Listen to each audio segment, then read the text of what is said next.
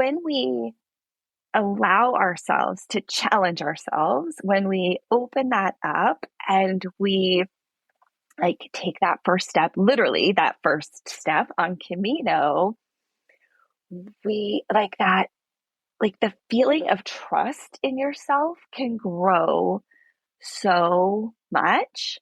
And you get to know yourself and see yourself in a new way. And for me, that is so important in midlife-ish times because we maybe have lost ourselves in our work. We've maybe lost ourselves in our family. Our identity has really become about our doing and not who we are as a person. We've lost that connection to ourselves. Welcome back to the show. I'm so glad you're here. That was Liz Vivian. Liz is a guide on the Camino de Santiago, bringing women in midlife-ish to Spain and Portugal to experience the transformational benefits of walking the Camino. She is also a period coach and menstrual health educator who loves working with moms and their tweens and teens, especially during big transitions like puberty and menopause. She's also a mom. Her and her husband are raising a daughter who is 14 and stretching towards independence. She told me after this conversation they're doing a family Camino in July. So as this conversation will be airing, they have gotten done with that, and I'm wishing her and her family so much love on their family walk. Liz's life purpose is really to help women and girls to connect and stay connected with themselves, and that is definitely the through line. I cannot wait for you guys to hear this conversation with Liz Vivian. Hi, Liz. Welcome to the Raising Wild Hearts podcast. I'm happy to be here with you. I'm so happy to be here with you as well. And from where I'm standing, this conversation is really about rites of passage. Like it was a theme that kept coming up for me as I was thinking about all the places we were going to go today. And I'm curious from where you're standing, why are rites of passage so important for women and girls in our modern times, especially? Oh, okay. I love how you framed this conversation that we're going to have today because my life purpose is all about helping women and girls connect to themselves and stay connected to themselves. And so rites of passage experiences are those moments where we have a chance to revisit who are we and what do we care about? And because we don't have a lot of those, at least in our modern American culture, we don't have a lot of those opportunities baked into our everyday lives. We have to really create them intentionally in our family, in our community, in our culture. And so I just think they're so valuable. I also think we can maybe make them feel like they're more formal than they have to be when we talk about rites of passage. And so I think we get to name whatever that is for ourselves and our family and what feels really important to us. But they are, I think, a really valuable moment to I take a deep breath, like I just did. Like you take a deep breath and are like, oh, this is intentionally what I'm choosing. This is how I want to show up in the world. This is who I want to be. And it's marking this moment. Maybe you have grown or you're about to grow. So puberty and perimenopause and the menopause transformation, really bring opportunities to mark our lives with rites of passage. Yeah. So you just came right out of the gate with my life's purpose. And I'm just like, yes, all the rainbows and the butterflies and the fireworks, because that just to stand there, to sit there and declare this is my life's purpose, it makes me so warm and fuzzy. So for somebody here with us today who's listening and is like, oh my God, she said she knows her life's purpose. How cool is that? And to put a pin in this for me too, my life's purpose is to have meaningful conversations that will help change the world for generations to come. And it took a really long time to define that. How about you? How did you come to this statement, which I know will be ever evolving, right? But this statement of like my life's purpose. You sound so grounded and confident in it. So for someone who's seeking that, how can they find that? Yeah, that's a great question. So, um, my friend Tiffany Dufu reminded me, I don't know, probably 5 or 6 years ago at this point. Yeah, it's probably 5 or 6 years ago that we had this conversation where she reminded me that a life purpose is a choice, that it's not always a lightning bolt that just comes to you where you're like, "Oh," all of a sudden, I know my life purpose and like I feel it. And so I took that to heart. Like that made me feel like, oh, okay, it's not a thing that I am failing at. It's not a thing I'm just like missing or not hearing, or, I'm just not open to it or what have you, that it's a choice that we make. And it, as you said, it does evolve. So for me, I sort of walked through, I don't know, my 20s and 30s feeling like, yeah, I want to do good work and I want to be a mom and I want to make an impact in the world. But it wasn't really until probably my 40s where I got more specific about what that is. And I will say that as I was making a choice of where I wanted to make an impact, my purpose became more and more clear the more I started to pursue little inklings of it. And so I got some whispers of like, oh, I've had a career working on issues impacting women and girls. That has always been important to me. But my own journey around understanding my menstrual cycle, around understanding my menopause journey, and about understanding and really my Camino de Santiago, my walks in the woods by myself, um, really helped me clarify more and more specifically. And to your feeling when you heard me talk, like just that grounding, like this is what it is. And I feel great every day thinking about how do I live up to my life purpose? How do I bring that into all my different projects that are both family and work oriented? So it's an evolving process. It is a choice. And it is about following those tiny little inklings that you start to hear, and then you start doing something down that path and you're like, yep, this feels good. Or like, ooh, that's not really for me. I'm going to go in a different direction with it. And you sort of like fine tune, fine tune, fine tune to get to a point that feels really clear and solid. That's exactly what my experience has been as well. That it's as you take a step forward, you go, okay, here I am. Is this what I want to be doing? No, not so much. Okay, take a little left. Okay, now, how about now? Okay. And then it does, it clarifies with time and with the choices. I loved that you used that word choice with the choices that we make every single day. So there's the big choice, right? There's this big life choice of how we want to live and our values and, the through line of our life. But we also have like hundreds of opportunities in the day of how we're going to spend our time, how we're going to love our people, how we're going to, do our work, how we're going to show up in the car line, how we're going to show up in every single, moment. And so I love that you use that word because it's not a lightning bolt. It is a series of conscious choices, if you will. So I love that. And I found that to be so true in my life.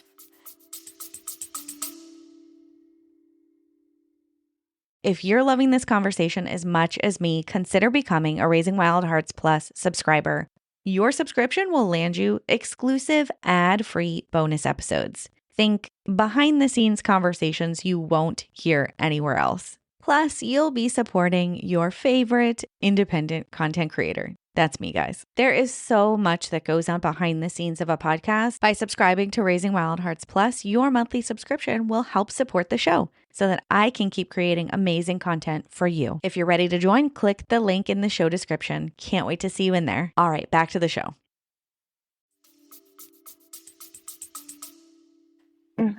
Yeah. Oh, thank you for sharing. I want to add one thing too, which is that I think it's also about listening. And for me, partly where my life purpose of helping women and girls connect to themselves and stay connected to themselves through these big life transitions partly came because I had really quiet moments where I could listen. And we don't often like give ourselves that opportunity. Sometimes we feel like every commute or every drive to school with a podcast, or we fill every moment with the like, oh, I'm checking in with friends. And both of those things can feel really positive and nourishing.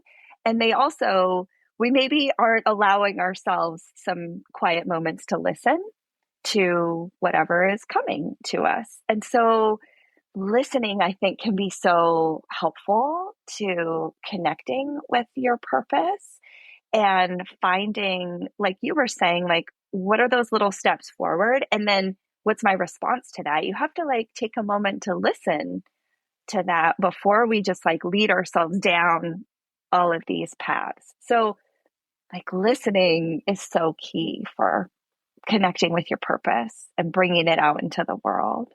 Yeah.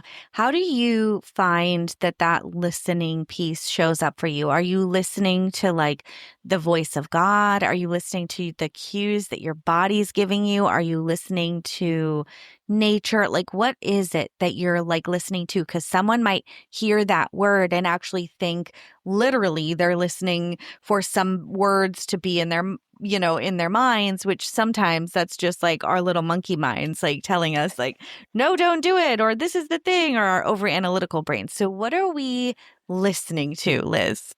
Yeah. Okay. Well, I'll share for me.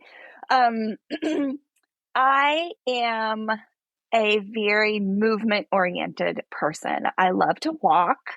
I am fairly wiggly, like I'm standing right now, because that is like a happy place, a happy way for me to be having a conversation. So for me, walking is very meditative. I like movement.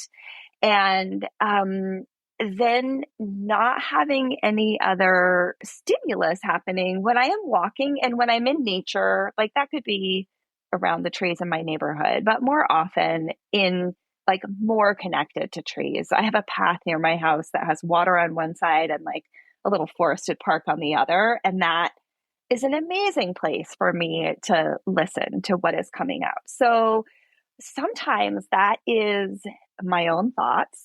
And sometimes it's, I don't even know quite how to describe it. It's like the little things I both like feel in my body. There's a little glimmer or a sparkle of something. Um, and I will say, I have developed over years a positive relationship with my inner critic. And I can, sometimes it's her that I'm listening to, and we need to have a very particular kind of a conversation, but I know where she lives and I know how to manage that conversation so that it is fruitful and I don't let her bully me anymore, which it is a process to get to that point. So I will draw a distinction in that this is a positive listening. It is not about my inner critic bullying me. And it is an openness to, for me, it's not God, but I could see how that's what it would be for some people. That it is this like something bigger than me, which for me, a lot of the time is nature and it's feeling like a connection to the world I live in and people. And it's like what's happening when my body is moving. Also, I will add one more thing. As an extrovert, sometimes the listening is also talking. And it is like noticing how I feel in a conversation with a trusted person, my husband, my daughter, my friends, a great conversation like this, every time I say something, I am listening to how does that feel in my body? Is that energizing? Do I feel more or less peace as I'm saying something? And um, am I feeling like more of a pull forward when I say something? Then am I saying something and feeling like closed off and like, ugh, that didn't feel good in me? Is another way that I'm like listening. I'm like testing out how things feel in me. So, as kind of an extroverted, kinesthetic kind of a person, I'm like, oh, how does it feel when I'm walking? What are the things coming to me when I'm near nature? And how does it feel to share with other people and like feel what that is in me? Yeah. You've walked the Camino de Santiago. What made you want to do that? How many times did you do it? And why that walk in particular? Yeah, okay, great question. So I first heard about the Camino de Santiago on my first date with my husband because he had walked it a few years prior. And Wow. we were having dinner and chatting about travel and adventure and just like, sharing the stories that you share when you're on a date with somebody that you might really like. And so I remember hearing about his walk 500 miles across Spain, thinking, what? I love to walk and I love adventure. How do I not already know about this? How have I not already done it? It was in that moment where I was like, oh, someday I'm going to do that for sure. And so it just captured my imagination, really, first hearing about my husband's stories about it. And the opportunity to challenge yourself, to make friends along the way, and also to really travel differently. It's a different experience to travel when you're walking from town to town and farm to vineyard, and you're kind of just at a slower pace, I would say, of traveling. So it captivated me. And I had wanted to go then for years. Well, fast forward because I've had big jobs and I'm raising a child, and there's not always an opportunity to just go and walk for 6 weeks. But I always kept it on my list. And when I left my last big job in 2019, as soon as I resigned, in the spirit of kind of this big menopausal volcano of a no that just like Oh, came out, like, no, this, that's like things, powerful. it was powerful. And I really look back as like that was the beginning of my what really was then like a 5 year menopause journey, not just literally the hormonal piece of it, but a journey through that process of menopause, which is spiritual and emotional and energetic and physical all together. And my husband said, great, we're sending you to Spain. Like, you have to go walk. You have to go do this right now. And I still get goosebumps, like thinking about that and the amazing person that I share my life with. Um, but I went and I walked. My mother in law was going at the time, and she had said, oh, everybody's invited. We were like, we have kids and jobs. We can't just go do that. And so I went and I spent days and days by myself in the woods walking. And I really like fell in love with it in those first 10 minutes, honestly, for me as somebody who loves to walk and who I just was like, oh my God, this is amazing. I am walking and I have my backpack and I'm just heading to the next town. And I showed up mad. I really, like, Ryan, in those first few days of my very first Camino, this was in 2019, I just like marched up and down the hills. I was like, I was ruminating and I was just feeling like sorry for myself and sad and angry. And after maybe like 4 hours of walking on day one, those feelings started to fade. And I stopped at the place we were staying that very first night and I read and I washed my clothes and I got ready for the next day. There's this very peaceful rhythm to being on Camino. I got up the next day and I walked and I was like, charging up and down the hills, mad, but it faded faster. And the same thing happened on day three. And by day four, I was like, oh, there I am. Hello, Liz. Wow. I got all of that out of my system. And I had a true like reconnection moment with myself. Like, oh, there I am. And I am connected to myself and I know myself and I love myself. And that is what my very first Camino was for me. And I have now been back 4 times for even longer walks and shorter walks, and both by myself and with other women in midlife ish. And they have all been very like transformative experiences for me. Wow. What do you think that anger was? What do you think that frustration was?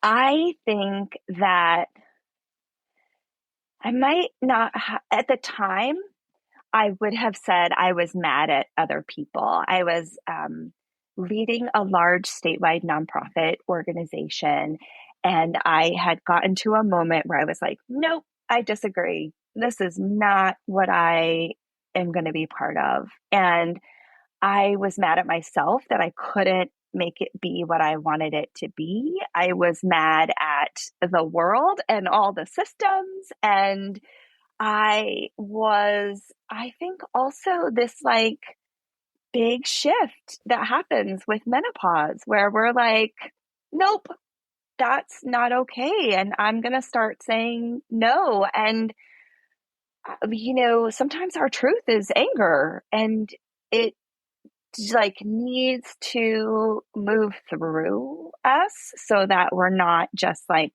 holding on to it. So in hindsight, I can also see all of that negative energy as like some like not trusting myself, not feeling good about myself, and also feeling like I could have done some things differently. I not so much a regret, but like, oh, Liz, that was disappointing. Like, I disappointed myself. And so, in the beginning, that anger felt very ego driven. And in hindsight, it feels more like a new truth coming out of me, if that makes sense. Yeah. That was like now it feels less ego driven and more like, oh, I needed to make some changes in a whole variety of ways. And I chose to do that in certain ways at the time. And in hindsight, those are all good experiences to have had. But in hindsight, I would have had different, like I have context for it now, right? We have that in our life. Yeah.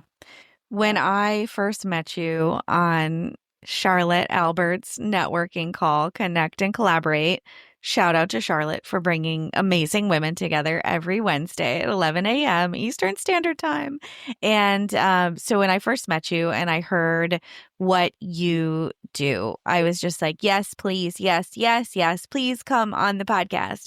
Speaking of listening, and I had no idea what the Camino de Santiago was, but all I pictured in my head was like the book Wild, the movie Wild, which I think she was like the Pacific Crest Trail that she did. And it was this big milestone moment for her life. I think she had just gone through a divorce. Like she was kind of like coming of age. And I believe Cheryl Strayed, she was midlife-ish too, right?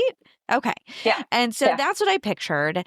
And I thought, okay, I haven't had too many rites of passage in my life. Like I've had my first, period was not an event. It was not celebrated, right?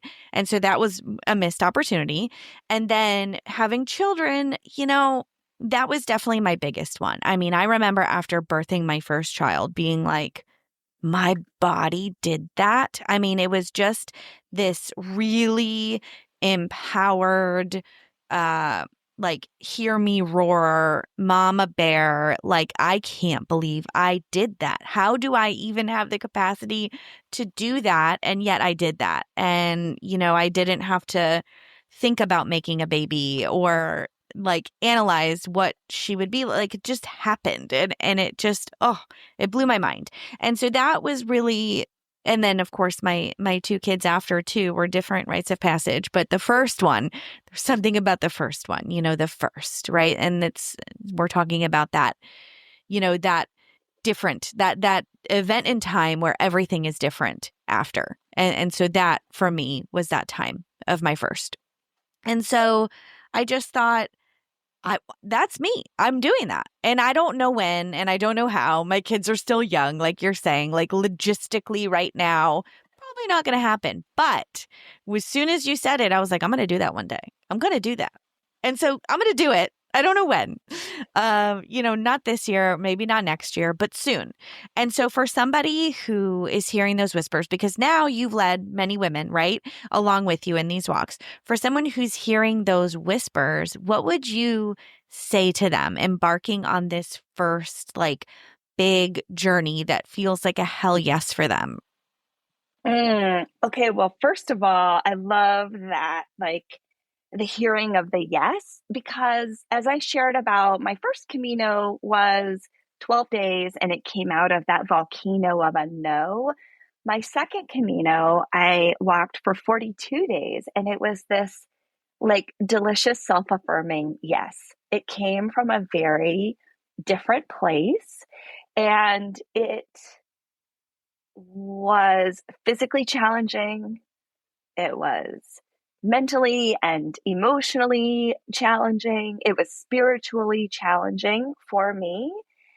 And yet there's a huge yes in all of that because it's such a gift. And so I would say to you and to everybody who's like, oh, yeah, like I feel a little spark about that, to just keep affirming that yes to yourself and to find the little ways in your everyday life. There's maybe like a 1% where you're like, I'm going to daydream about that for a few minutes. Oh, I'm going to watch this movie. I'm going to read this book. I am going to just like look at a website where somebody talks about how they did it. What is giving you the goosebumps about it?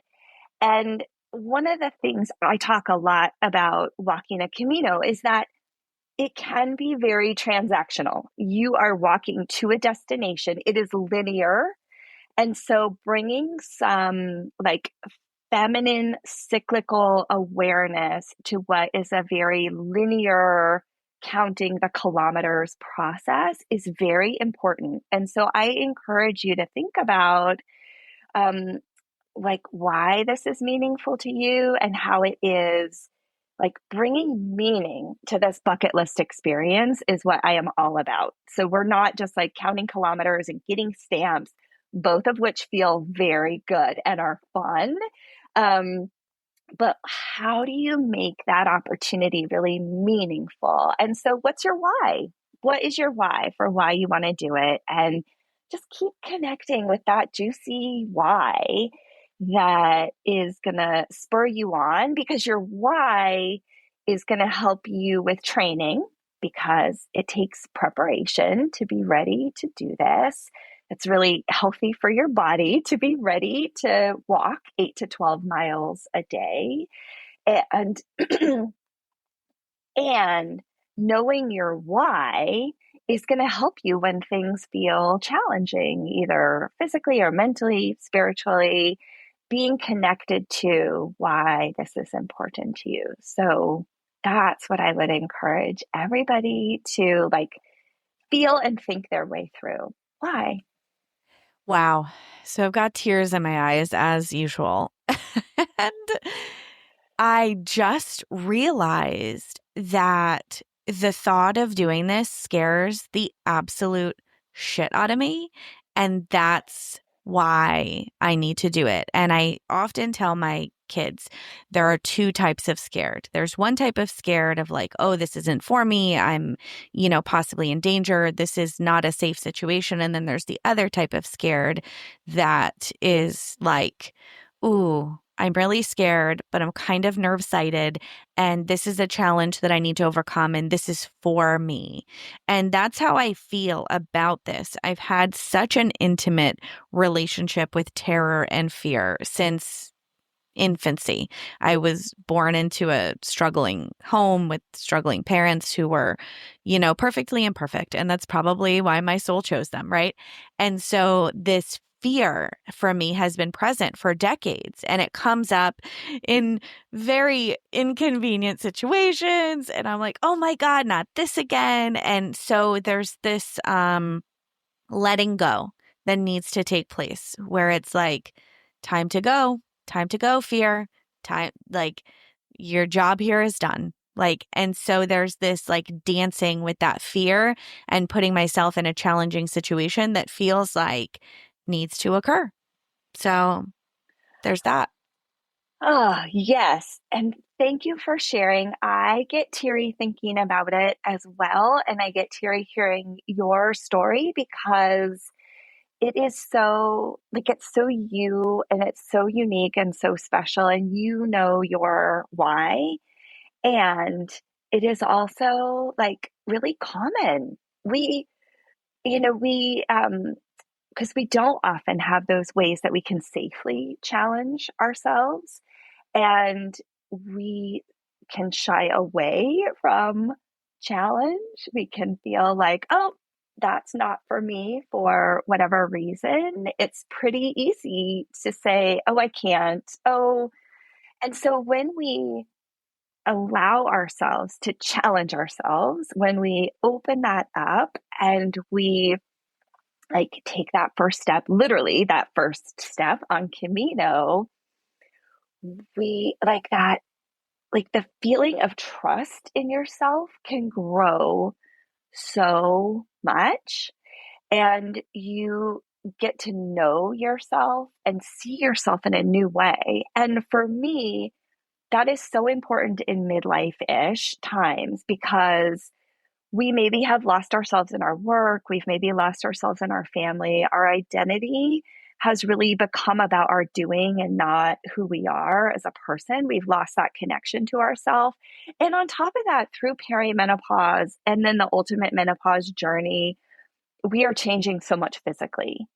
We are noticing different things about our body and our brain, and it can be very easy to lose connection with who we are. And so the physical challenge, the mental, emotional, spiritual challenge that brings us back to ourself at a moment where we can feel really disconnected is very potent. And I think so much can spark for women in midlife-ish in those moments where we're like, oh, this is hard. Oh, this is challenging me. And at the end of that, you have a connection and a trust in yourself where you're just like, oh, I'm so powerful. Like, give me, like, I can do anything. That is how I feel at the end of a Camino every time. And that is what I want women to feel, that trust and that power and the joy and like our heart full of gratefulness is like such a moment to achieve, but then like the possibility of carrying that forward, right, into the next Camino. We talk about when you walk a Camino, you are getting into Santiago de Compostela and you're getting to 0 kilometer. You've been counting down whether you started at 100 kilometers or 500 kilometers out. You're getting to 0 kilometer. And what I love about that space, like literally that place on earth, but also the spirit of the place, is that 0 kilometer is both the ending and the beginning. It is the ending. It's your celebratory moment. It is the like, oh my God, I did it. I am amazing. And like, look at me. I did this. But then it's also 0 kilometer for where you go with that and what's next for you. I was talking to a friend yesterday who came with me on a Camino in May when I was leading groups of women. And she's like, yeah, like I loved it, but I was so present in my Camino, I didn't really know what it meant in my life until I got home. And so that 0 kilometer, you celebrate, and then it's like launching what is next for you.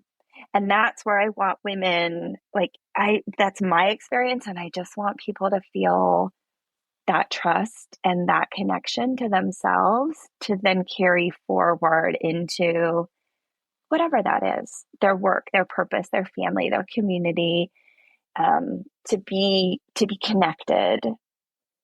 Yeah.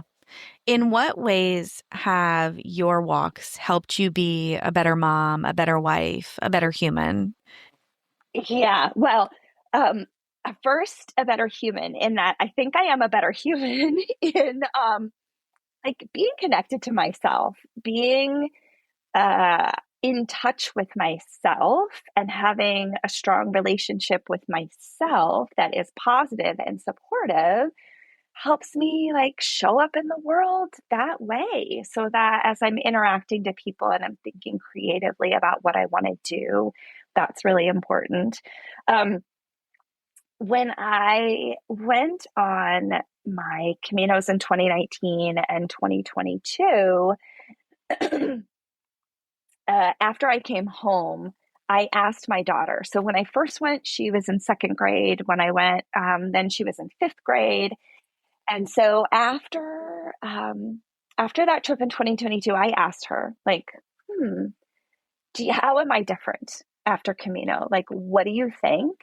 And do you know what she said? She said to me, it made you less stressed and more at peace with yourself. And she said, being a less stressed and a more self assured mom has helped her feel more secure in herself. So I will say, my I'm not daughter crying noticed again at changes. all. Mhm. Yeah. Yeah. Another woman who came with me this May, she asked her teen son when she got home if he noticed any difference in her. And he was like, yeah, you're happier. So our kids know us and they see the change. I will say that, I feel a lot of gratitude for my husband and daughter for supporting me to do this work in the world, to have my experiences. And I think every time I come home full of gratitude, like, doesn't that make me a great person to live with? And, how to show up as a really positive, supportive wife and mother, because those roles are very important to me. My husband and daughter were a very tight knit little triangle, in our family, and they're my favorites. So I want to be a good human for myself and for the world, and also for them. Um, I think the other thing I will say is that the Camino has given me lots of time to listen for my purpose and to have conversations with myself about what's important to me and how I want to bring my purpose out into the world. So it's opportunity for creative thinking, because when we get maybe dysregulated or off our game in our everyday life, and we're just sort of like, life is full, I'm doing one thing and then the next thing, the opportunity to rest and refresh on Camino gives some space to be creative and to settle your nervous system, because you're in nature every day. And because we take such good care of you, you have time to rest and reflect and refresh. And that gives you like just literally an openness in your brain to creativity and problem solving and considering in a way that when we are kind of moving at a higher heart rate all the time in everyday life, and we're um, not able to have that time and space or create that for ourselves, we can create it on Camino. So I think it has helped me like launch impactful businesses and um, or like fine tune like what are my ideas. They come to you in a different way than quote unquote everyday life, right? Yeah.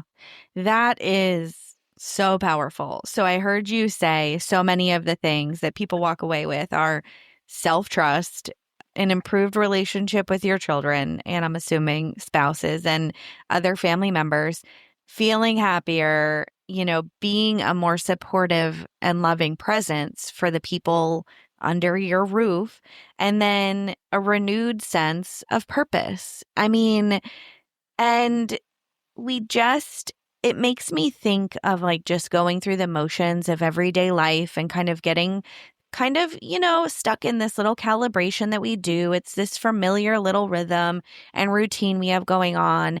And to pattern interrupt that, we have to do something a little drastic, right? And for some people, it's like going to a jungle in Costa Rica and doing ayahuasca. For some people, it's a Camino. For some people, it's, something else, hiking a mountain. And I think this just calls to me so much. And I hope when I'm ready to do my first Camino that you're still guiding women, because if you are, I'm doing it with you, Liz. That's wonderful. I would Yeah. love to do it with you. Yeah. I would love that. Yeah. Amazing. So I'm curious if this work you do in the world now for helping mothers guide their daughters into puberty and through adolescence, I wonder if that work came from a renewed sense of clarity from your Caminos. Is that what happened? It did. Okay, Yes. cool. Yeah. From that Great. That very helps me first bring it full one. circle then. Yes, absolutely. And um, part of that was I knew that my daughter would be starting her cycle soon. Her first period was going to be coming at some point. I was in perimenopause. I knew my cycle was winding down. And so I think it was very much on my mind as Yep. I was considering both who am I? What is my purpose? Kind of big questions. And then also like literally, what am I going to do for my next job? Like, what do I want to create for my life? And how do I want to earn a living?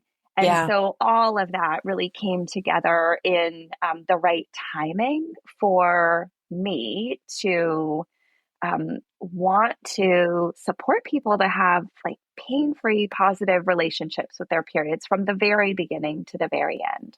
Yeah. And that's how Raising Flora was born. Yes.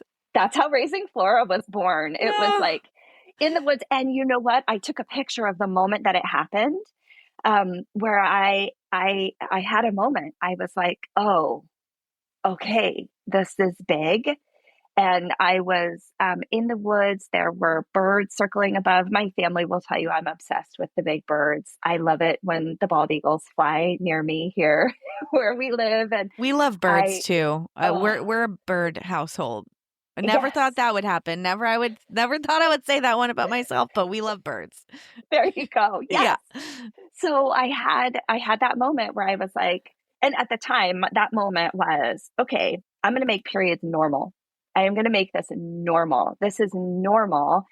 And that is where that first idea started. And since then, I have, gone through lots of learning experiences and certifications and practices and teaching and working with people. And it has evolved into what I do now at Raising Flora. But that first idea happened. And so now every time on Camino, where somebody will stop me and say, Liz, I made a decision. I'm like, oh, let's take a picture. And Yeah. then I send people like, this is your decision moment picture. Do it, that's just like, it's marking a meaningful moment for people.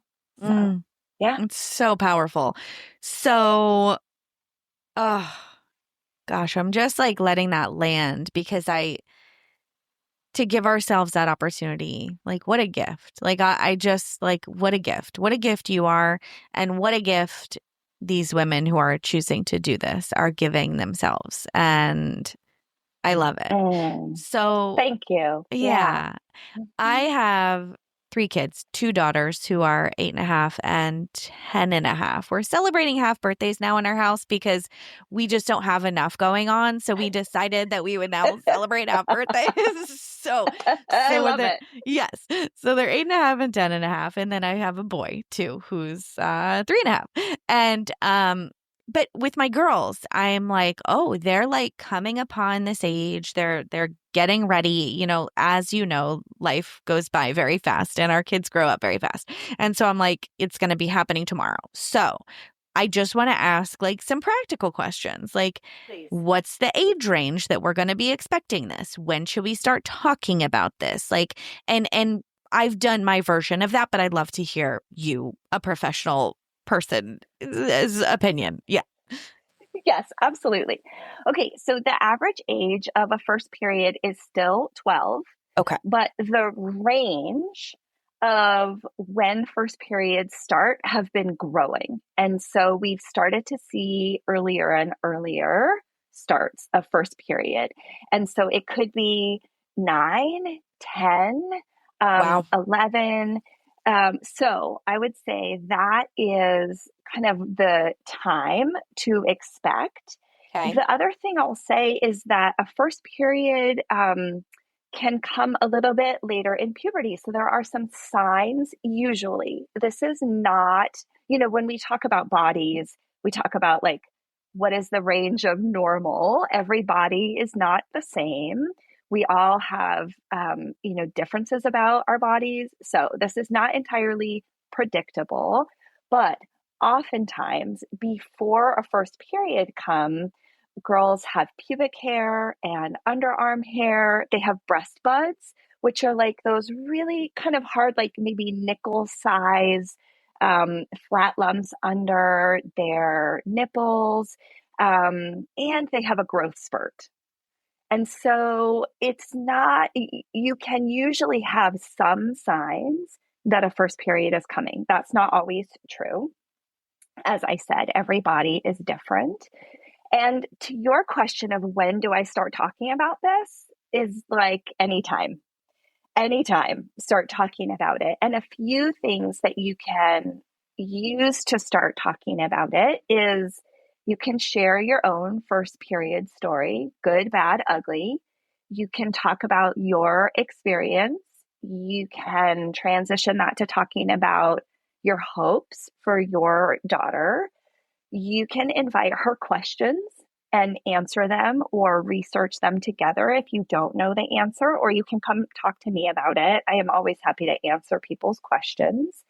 You can also share some books.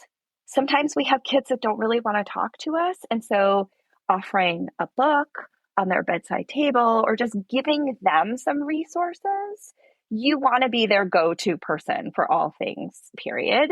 And part of that is giving them some resources. And then the last thing I'll say, and I'm happy to share this, is how to put together a first period kit, because that can be a great opener to give a gift that is like, hey, let's make sure you're prepared. So some girls want to talk about, what does this mean in my life? What is it going to feel like?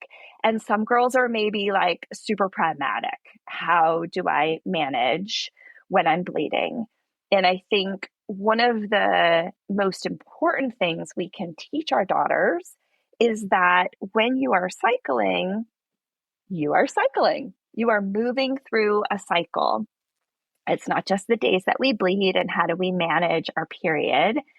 It is helping them understand their body through a cycle. And so, one thing you can do is share your cycle day, and you can make that open thing in your family or with your daughters. Like, oh, today is my cycle day 15. This is how I'm feeling. This is what a cycle day 15 is. And for everybody, day one is the first day of your period. And then you count forward from there. So, those are some conversation starters or some ways to think about both from a preparing perspective for your daughters, but also preparing you to be open it's a little bit challenging for some of us who felt like we kept this very private our whole lives or very secret. We took our tampon into our shirt sleeve and all of those kinds of things. So I encourage moms to practice some of this so that we as moms are also ready for our daughter's first period. It's about getting us ready and getting our daughters ready, if that makes sense. Totally.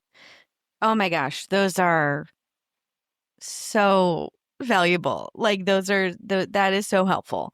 Because even, I'm like in love with my cycle, and I like over the last like decade, I'm like, oh, I just love my cycle. I love like knowing how I'm gonna feel on a certain day. And then I was like, you know, starting to feel irregular, and I'm like, "Oh my god, perimenopause? What? No. I just fell in love with you, cycle." And so I'm starting to grieve that, it will be different, and one day I won't have it, and I never really considered that. I never really like thought, "Oh, one day I won't have my period." I never just like contemplated that. So my question is, are periods sporadic when they first start? Because I don't remember. I had my first period when I was 12. I'm pretty sure. And think I'm remembering that they were sporadic and they were a little hard. I didn't track them, but I feel like they were unpredictable. Is that true? It is true. It Okay. is true. Just like perimenopause, it's this transitionary period, right? Yes, No pun intended. absolutely. Okay. Yeah, like think about puberty and perimenopause, or yeah, think about them as mirror images of each other. One Okay. cycle is ramping up and one cycle is ramping down. And again, bodies are different, but they don't often go from 0 to 60 or 60 to 0 all at once. Uh-huh. There's a process that is happening. And so sometimes for our daughters, their cycle can be irregular in the beginning. It might be 19 days, it might be 40 days, it might be 22 days or 28 days. It can be really helpful to just help them track that Yeah. because um, our period is the result of an ovulation. Ovulation is actually the main event and it is a vital sign of health. And so, helping our girls understand their cycle as part of a whole healthy body system can be really valuable. It can be So so they're great for them ovulating to before sense they that. get their first period, right? I mean, and Exactly. that's like, wow, Yes. you ovulated. You had like, Yes. and what I've been telling them is like, you can have babies when you get your cycle, but I feel like that's such a watered down, like health class way to say it. Like, you know what I mean? And so I'm like, and I want it to be this celebration. Sorry to interject, but I want it to be this like celebration and this like, whoa, this is amazing. Look at your body. You said it's a sign of health. Like, how vibrant and brilliant our bodies are, right? Yes, absolutely. Because it takes the right combination of hormones rising and falling at the right moments to make ovulation happen. And so when ovulation happens, we know that the systems in our body are working. That's why it's so valuable because our primary reproductive hormones, estrogen and progesterone, work together to impact our whole body. Our brains need estrogen and progesterone, not just our ovaries, our bones, our breasts, um, for our mental well being, for our blood vessels, need those reproductive hormones to rise and fall with each other in concert in order to maintain healthy systems throughout our body. So, yes, it means that we have an opportunity to get pregnant. It is, some girls, and yourself and your daughters best. I will say that to everybody over and over again. There is like magic in creating life. And if we can talk to our young girls about knowing their body, about understanding that they are changing every day of their cycle and loving themselves through every season of their cycle, that is incredibly valuable place to start. That is less about now you can make babies. And like, oh, be careful because now you can make babies. Because Right. those conversations are also very important. But for our 10-year-olds, the piece about making babies is maybe further down the line, Yeah, right? Or for about sure. all of their choices. We Yep. don't necessarily start with pregnancy with our Yep. youngest girls, right? Hmm. But giving them the opportunity to say, oh, my cycle can support me in my life. Oh, pain is common but not normal. If you're having pain, let's solve those problems. Ovulation is a vital sign of health. Your whole body needs your reproductive hormones. And when you're ovulating and having a period, it tells us that your body is healthy. And how cool is that to know your body? Yeah. So, different angles for different kids and different moms for how you might approach introducing this or supporting your daughters through their cycles. And yes, irregularity is part of that. And kind of the some sense of humor and patience and grace with leaks and needing to wash bed sheets because who among us has not had to do that, right? Yeah. Normalizing all of that and normalizing that, yeah, they're going to have some short and some long. It can take up to 10 years to for a cycle to settle into what is going to become their regular cycle. Wow. Yeah. Sometimes that Wow. happens as soon as a couple of years and sometimes it takes longer. Okay. So you your work in the world, just thank you from the bottom of my heart. And I want to tell everybody where they can find you, follow you, connect with you, and learn more from you, because I know people are going to want to hear more. Yeah, I'm happy to share. So you can find me at raisingflora.com where I have free resources.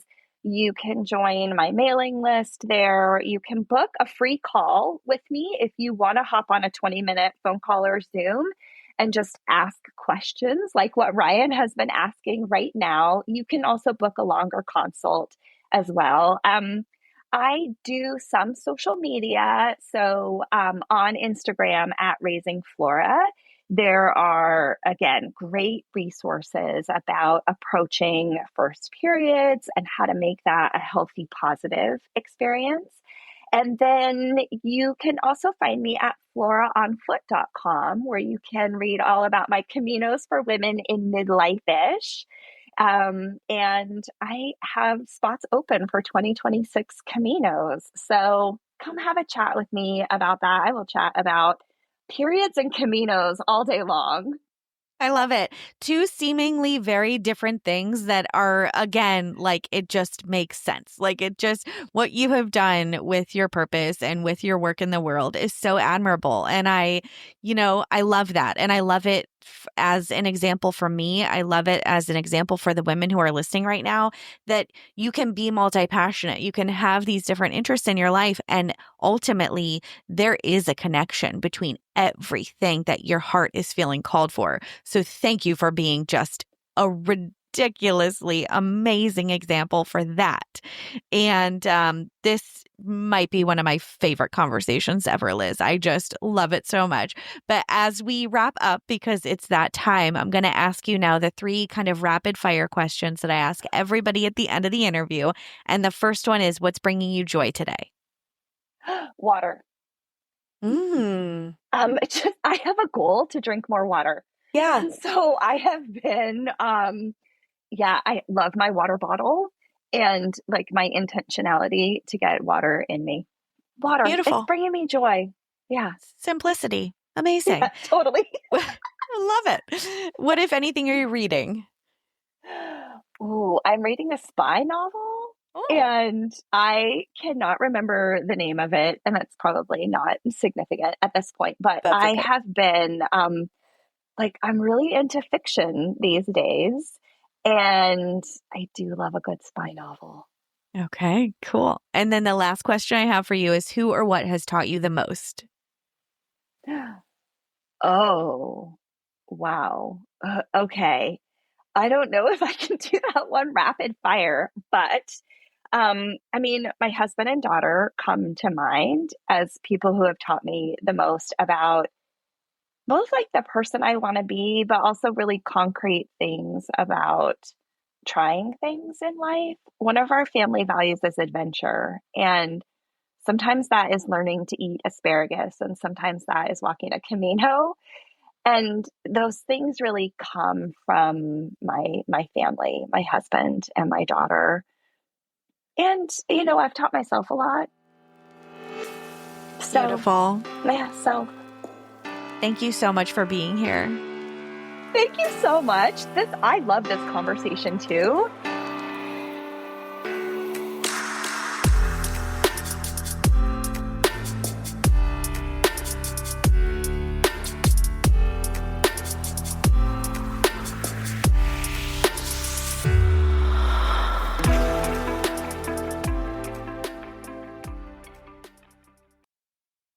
You stuck around for the long haul today. That's amazing. If you have not signed up yet, become a Raising Wild Hearts Plus member. By joining today, you'll get exclusive ad-free episodes. These are real and raw conversations you won't hear anywhere else. Plus, I'll include you on my weekly Wednesday emails. Sometimes it's sweet, sometimes it's funny. It's always from the heart. I don't know about you, but I'm all for inbox inspiration. So let's keep this conversation going. Click the link in the description to join Raising Wild Hearts Plus now.